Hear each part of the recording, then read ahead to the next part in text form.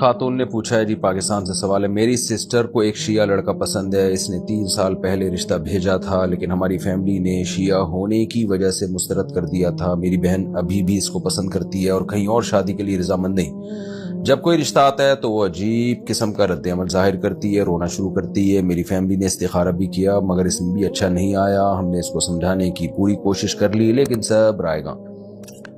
عام بات یہ ہے کہ وہ دونوں رابطے میں ہیں اور ہمیں سمجھ نہیں آ رہا کہ اس اسٹیج میں ہم انہیں شادی کرنے دیں یا نہیں۔ بصورت دیگر میری سسٹر تو زندگی میں آگے بڑھنے کے لیے تیار نہیں۔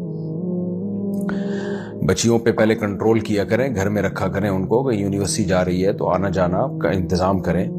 بالکل جب بچیوں کو آزاد چھوڑ دیتے ہیں تو پھر وہ اپنی مرضی کرتی ہیں تو پھر مسائل کھڑے ہوتے ہیں اس پہ، خاندان والے اس کو ایکسیپٹ نہیں کر رہے ہوتے۔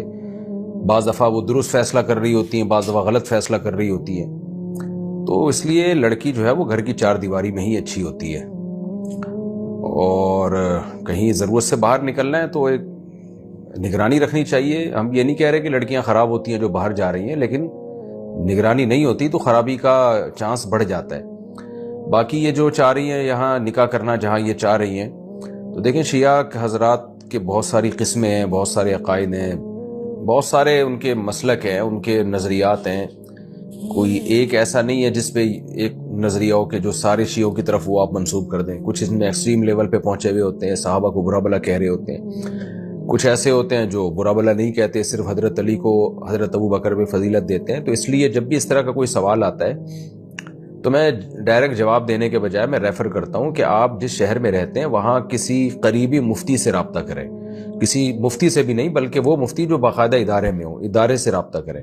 جیسے آپ اگر کراچی سے ہیں تو بنوری ٹاؤن چلی جائیں آپ، یا آپ جامعہ فاروقیہ چلی جائیں، یا دارالعلوم کرنگی چلی جائیں، یا جامعہ رشید چلی جائیں۔ وہاں جا کے اس شیعہ کے پورے حالات بتائیں کہ بھئی اس کے یہ عقائد ہیں، اس کے بعد وہاں سے فتویٰ لیں آپ۔ تو علی اطلاق اس بارے میں میرے لیے فتویٰ دینا بہت مشکل ہے۔ تو جس کی طرف سے نکاح کا پیغام آیا ہے تو اسپیسیفک اس کے عقائد کے بارے میں جان کے آپ وہاں سے کہیں سے فتویٰ لیں، کہ تاکہ آپ کو پتہ چلے کہ یہ نکاح جائز بھی ہے یا نہیں ہے۔